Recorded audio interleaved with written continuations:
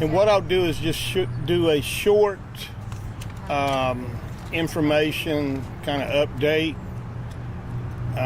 since yesterday, and there's not a lot of updated information other than a lot of the people that have come up from other counties such as New Hanover, Brunswick.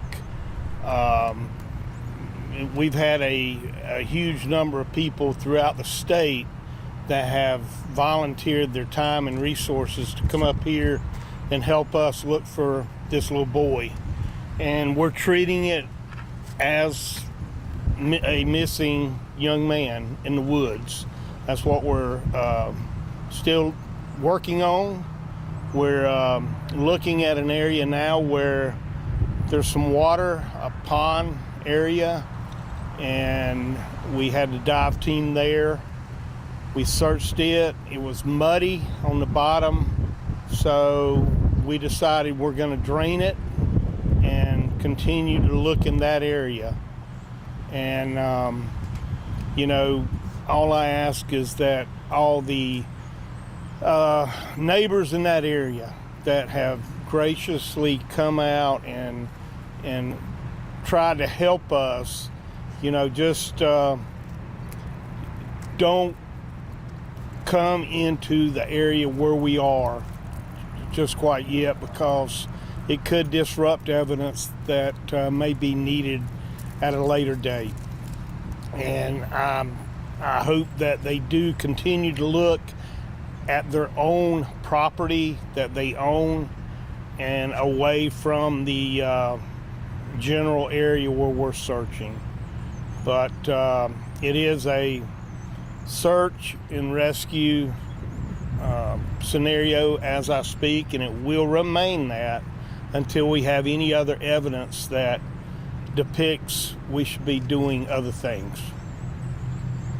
Has the boy ever run away from home before, or is this just a No, first-time occurrence? we have no. We spoke to the mother, and she stated that he hardly has ever ventured away. He is fascinated with water, and that is a common trait in autism. So that's why the water is an important area right now to search, and hopefully we will not find him in the water. Hopefully we will find him near the water. So we're still very optimistic, and we ask everyone to continue praying. Sheriff, what does that process look like to empty the pond or body of water, as you were saying? And do we know if he can swim? I don't know if he can swim, but depending on what time of day he made it to the pond, it's dark. He would be disoriented. Even if you were an excellent swimmer, you would still have some problems doing that. The pond is a smaller pond, maybe 1/4 of an acre, and it will roughly take 10 to 12 hours to drain, and that's pumping the water out, and they're doing that as we speak. And we had to actually make a road down to that pond so we could allow our vehicles with the pump to get to that location. So the logistics are very bad when it comes to thick brush. We've had helicopters, airplanes up in the air, and they're having trouble locating any thermal image at night or any vision of the ground due to the canopy of trees that are in the area. And at night, the canopy, I feel like the thermal energy is not reaching the ground due to the leaves that are still on our trees. So, Can you confirm if the boy lives on Forest Hills Drive, or if he was just around the area? no, he did not live there. He was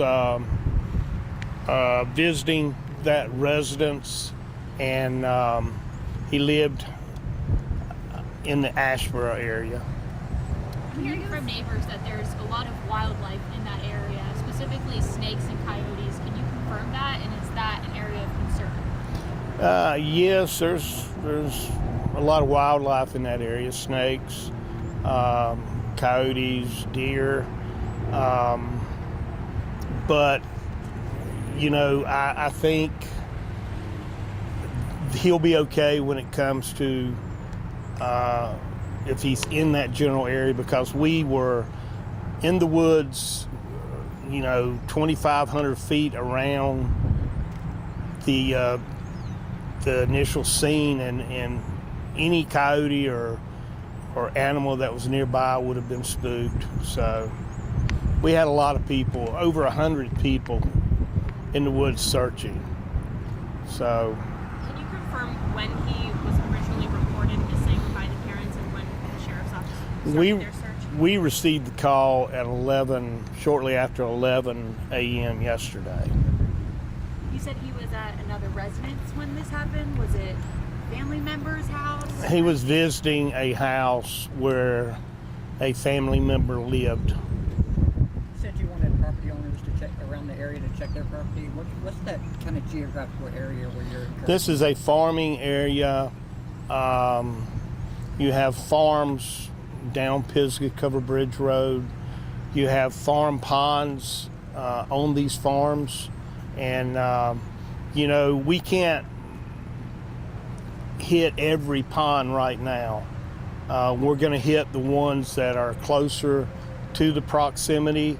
But this is a young man that I've been told can cover a lot of ground quickly. And he's very smart. And he can be, you know, one of those young men that will fool everybody that's looking for him. And we're not taking anything for granted. We're trying to be ahead of him and try to locate where he may be going. And right now that's in the area of water and other places in that area, such as homes.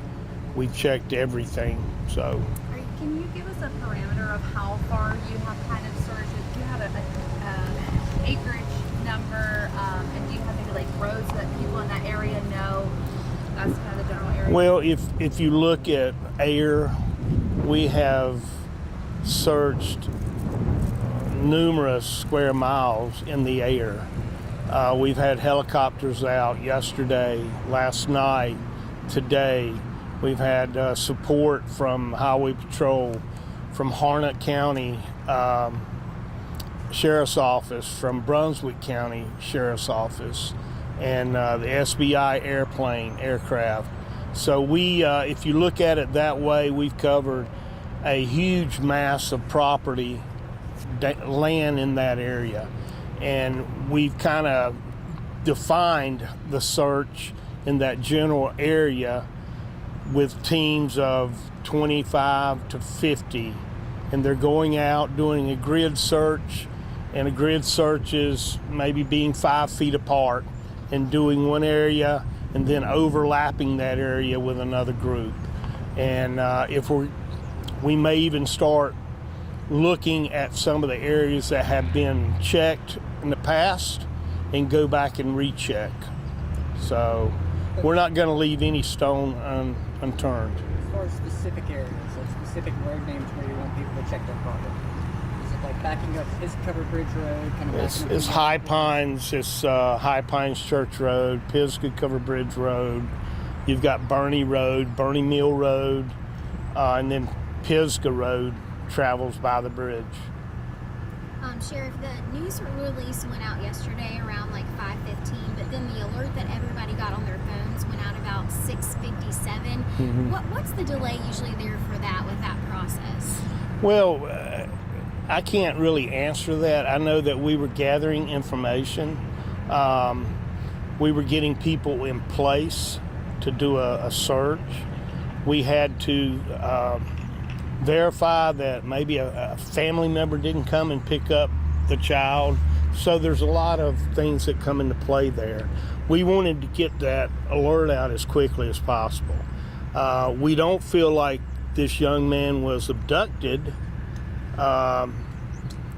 just yet, but I feel like he's lost and he may be confused, and in that case he may just, instead of walk and try to find someone, he may just sit down and hide. So you never know, and that's what we're treating it as, is a person that could possibly cover a lot of distance, and also a person that may not cover any distance. Beyond his cognitive impairments, is there any medication he takes on a timely basis? I don't have any answer for that, no. Have you gotten from the parents anything?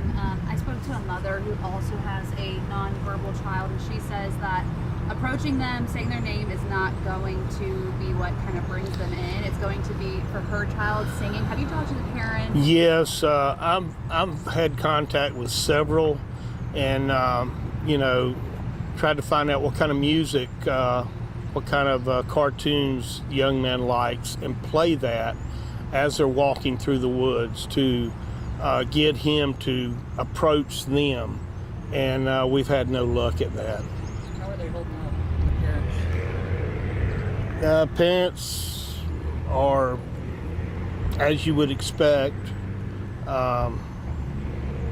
tore up, confused, hoping for the best, and she's been there, the mother's been there the entire night, entire day, and she's just hoping for the best. Talk to us about people in the area who, might have an area they're like, hey, let me go check. But I know there's some discrepancy on whether people should go out and check their areas, or if they're being told not to check their areas because of the scent issue, like, covering up the scent, etc. If there's a area in the county, in that area that needs to be checked, we will eventually get to it. As I said before, we've checked a lot of these areas that have not been checked by man, by air, and we can see a lot, by the air in fields, open fields, pastures, and all that. We will eventually get in touch with these people and go and search all these areas. We're not going to quit until we find them, period. And I've had kids, and now I've got grandkids, and I can't imagine what this family's going through. And I just want to be there for them and provide every resource we have, not only in this county but in the state of North Carolina, to help find this young man. Where do you guys go from here? We have another night. Just thinking about 24 hours. He's hungry. He's tired. He's, as you said, maybe confused. What does the rest of tonight's search look like? Well, we're gonna, continue looking at the pond, and we have other plans of grid searches here in the coming hours, and we're trying to get as fresh of search party as we possibly can, because we've wore probably 100 people out in the last day because they've had no sleep. So we're getting regrouped, and we've got a excellent Harnett County came up to run our command bus, so we can do what we need to do, and that's rest, get some sleep, and otherwise we wouldn't be thinking clearly. So they're doing something that is very important at this stage in the search. And can you confirm, was it the parents that were the ones that reported the child missing, or a family member? I can't get into that. It was a family member, yes, and we once we received the call, we did everything possible we could to get there as quickly as possible and to start a search. Thank you, Sheriff. thank y'all, and please continue to pray for us, for them, family. Pray for the little boy. You know, he deserves to be here with us. And we're going to try to find him. So, thank y'all.